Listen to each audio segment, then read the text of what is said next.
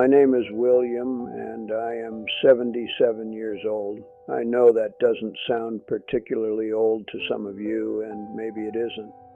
But I have lived enough, lost enough, and sat alone with my thoughts long enough to know things that took me far too long to learn. I grew up poor, genuinely poor, the kind where you learn early that money is not just money. It is dignity. It is the difference between being looked at and being looked through. My father worked a factory floor his entire life. He was a hard man, a good man, a man who showed up every single day without complaint. And still, people treated him like he was invisible. I watched that happen from the time I was old enough to understand what I was seeing, and I made myself a quiet, fierce promise. I would never be invisible. I would become someone that the world could not ignore. I would build something real, a career, a reputation, a bank account that gave me the kind of standing my father never had. I spent the next 5 decades chasing that promise, and I caught it. And I wish someone had warned me about what catching it actually feels like. I started working at 19 with nothing but ambition and a willingness to stay later than anyone else in the room. I didn't have connections or a family name that opened doors. What I had was hunger, pure, relentless hunger to prove that where I came from did not determine where I would end up. I took every finance course I could find at the community college. I read every book about investment, strategy, and business I could get my hands on. I opened my first real bank account with $63 and treated it like it was $63,000. I budgeted obsessively. I tracked every expense, reviewed my insurance policies every year, maximized every benefit my employers offered. By my mid-30s, I had built a financial foundation that my father never had access to, and I felt a kind of pride about that which I don't think I can fully describe. I thought that pride was the destination. It wasn't. It was just another starting line dressed up to look like a finish line. By the time I was in my 40s, I was working 60, sometimes 70 hours a week. My title kept climbing. My salary kept growing.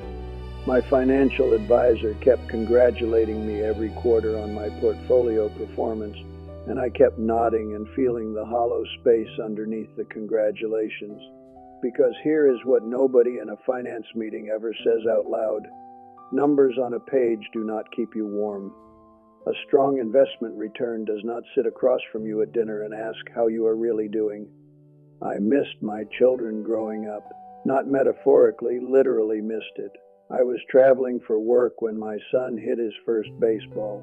I was in a strategy meeting when my daughter performed in her school play. I told myself I was building something for them, that the sacrifice was temporary, that once I made vice president, once the next milestone was hit, I would slow down and be present. The finish line kept moving. It always does. That is the cruelest trick ambition plays. It never lets you arrive. I want to speak to the men watching this who migrated to the United States or whose fathers did. I want to speak to the men who came here with nothing and rebuilt from scratch in a country that didn't always make it easy. I understand that particular pressure in a way that feels almost physical to me. When you leave everything behind, your language, your people, your sense of belonging, and you start over in a foreign country, the drive to succeed financially becomes enormous. It becomes almost moral. You open your first American bank account and feel like you've crossed a threshold. You get your first credit card, your first health insurance card, your first lease on an apartment that is entirely yours. You send money home. You work jobs beneath your education because the opportunity is still greater than what you left behind. And you tell yourself it is all worth it because you are building something. You are.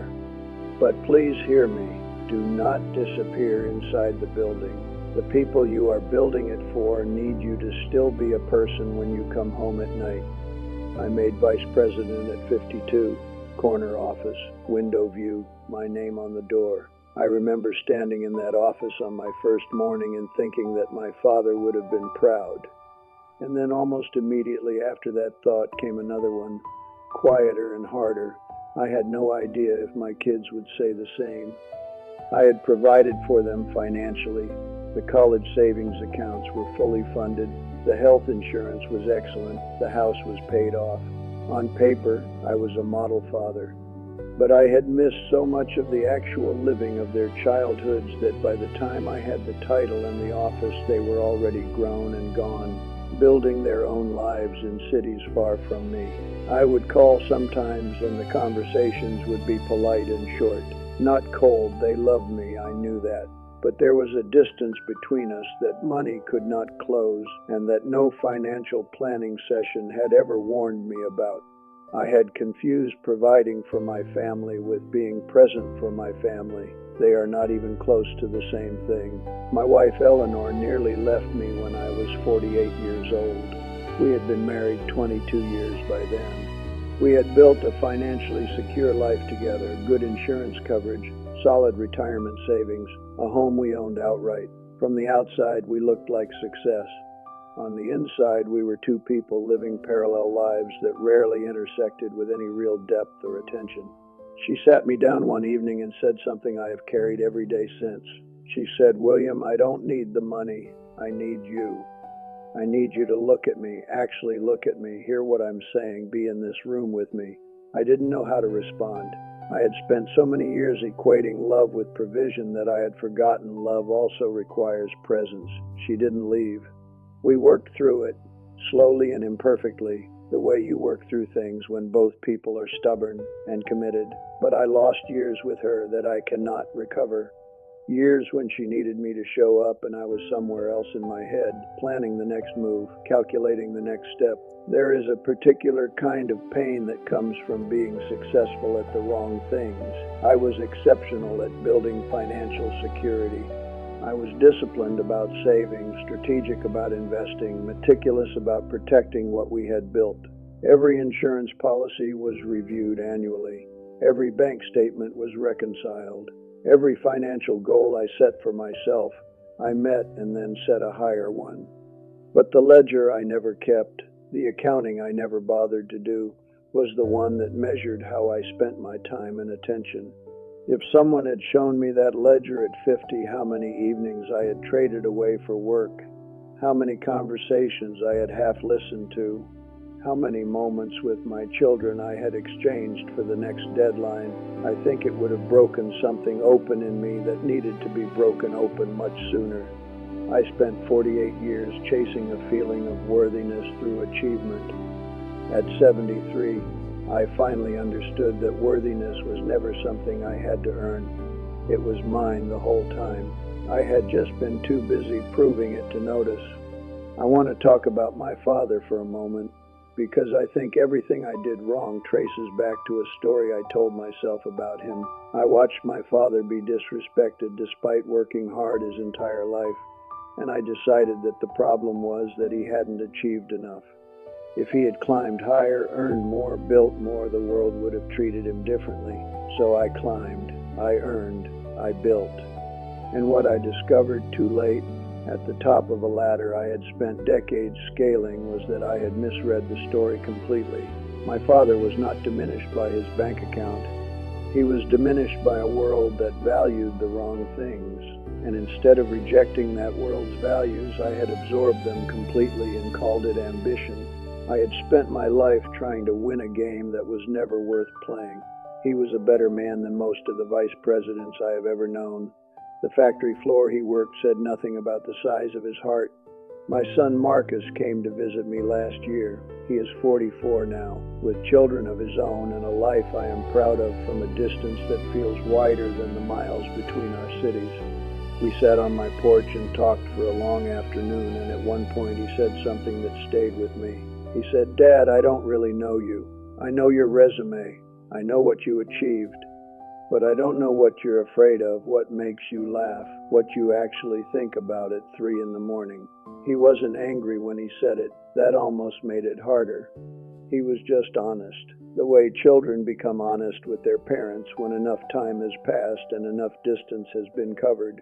I sat there on my porch and I thought about all the evenings I had come home from work and gone straight to my home office.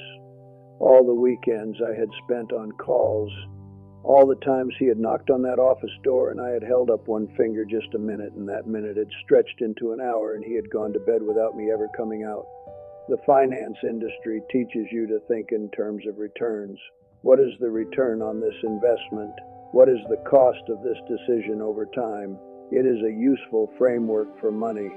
It is a devastating framework for relationships, because relationships do not work on those terms. You cannot invest attention in a child for 12 years and then withdraw warmth and connection when it's convenient. You cannot defer presence the way you defer a tax payment. The compound interest of missed moments does not work in your favor, it works against you. Every evening you trade away for work. Every weekend you give to the office. Every conversation you half engage with while checking your phone. Those are not neutral choices.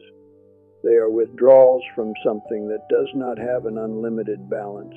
And unlike a bank account, you cannot deposit a lump sum later to make up for years of slow withdrawal.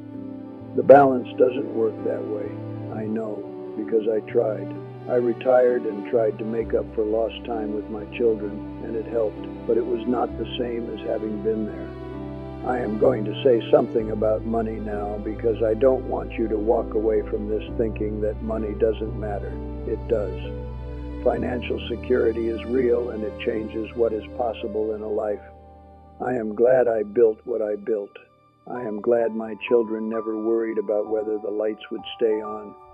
I am glad Eleanor and I could retire without financial anxiety, that our insurance covered what it needed to cover, that the bank accounts we spent decades building gave us options when options were needed. None of that is nothing. But money is a foundation, not a life. You cannot live inside a foundation. You build on top of it. And what you build on top of it, the relationships, the experiences, the presence, the attention, the love, that is the actual life. I built the foundation obsessively and then neglected almost everything I should have built on top of it. Don't make that trade. Build the foundation, yes. And then for the love of everything that matters, build the life too. I think about the men of my father's generation who came to America with nothing. They worked brutal hours in factories and construction sites and kitchens. They sent every spare dollar to the bank, bought life insurance policies the moment they could afford them, scrimped and saved so their children could have opportunities they never had. Many of those children, my generation, did exactly what their fathers hoped and built financially stable lives in this country. And then many of us made the same mistake our fathers made, which was to believe that the building was the point. The building was never the point. The building was supposed to free us to actually live. The men who migrated here and sacrificed everything, their sacrifice deserves to be honored by their children and grandchildren actually enjoying the freedom that sacrifice purchased, not by passing the same sacrifice down unchanged to the next generation. Break the cycle. Live the life the sacrifice was supposed to make possible. My doctor told me at 65 that I needed to take my health more seriously. My blood pressure was high, my weight was up, my body was carrying the accumulated cost of 3 decades of stress and neglect. I had spent years dutifully maintaining my financial health, reviewing accounts, rebalancing portfolios, making sure my insurance coverage was adequate, and almost no time maintaining the physical body that was supposed to enjoy the fruits of all that work. I started walking. I changed what I ate. I lost the weight and brought the blood pressure down. And in those walks, in that new quiet I had created, I started to actually think, not about work, not about strategy, not about the next goal, but about what I actually valued and whether my life reflected those values at all. The answer most days was no, but at 65 there was still time to change the answer. There is still time for you too, if you start now and don't wait for a doctor's appointment to force the conversation. I want to tell you what I know now that I wish I had known at 30. I know that the version of success the world sells you is incomplete. It measures the wrong things and leaves out the most important ones. I know that real freedom, the kind I spent my whole career chasing and only found in my 70s, is not needing anything outside of yourself to feel okay on the inside. Not a title, not a bank balance, not a promotion, not the approval of people whose opinion you have been performing for your entire life. I know that the people who love you need your presence more than your provision. I know that ordinary evenings are not placeholder evenings. I know that the finish line moves every time you reach it, and the only way off that treadmill is to decide deliberately, consciously, as an act of will, that you are already enough. Not when you hit the next milestone, not when the mortgage is paid or the insurance is sorted or the retirement account hits a certain number. Now, as you are already enough. If I could go back, and I have spent more time than I would like to admit imagining what that would look like, I would go back to a Tuesday evening when Marcus was 9 years old. He knocked on my office door and I held up one finger. He waited. I was on a call about something I cannot remember now, something that felt urgent at the time and has left absolutely no trace on my life or anyone else's. He waited for a while and then he went away. I finished the call. I opened the door and the hallway was empty and the house was quiet. I told myself I would talk to him in the morning. In the morning there was another call, another urgency, another reason to hold up one finger. He is 44 now. He is a good man and he loves me and I love him, and we are still finding our way back to each other across all those years of closed doors. But I want you to hear me clearly. Put down whatever you are holding.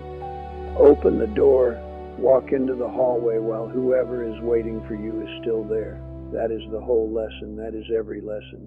That is the only one that actually mattered. And it took me 77 years to be able to say it plainly.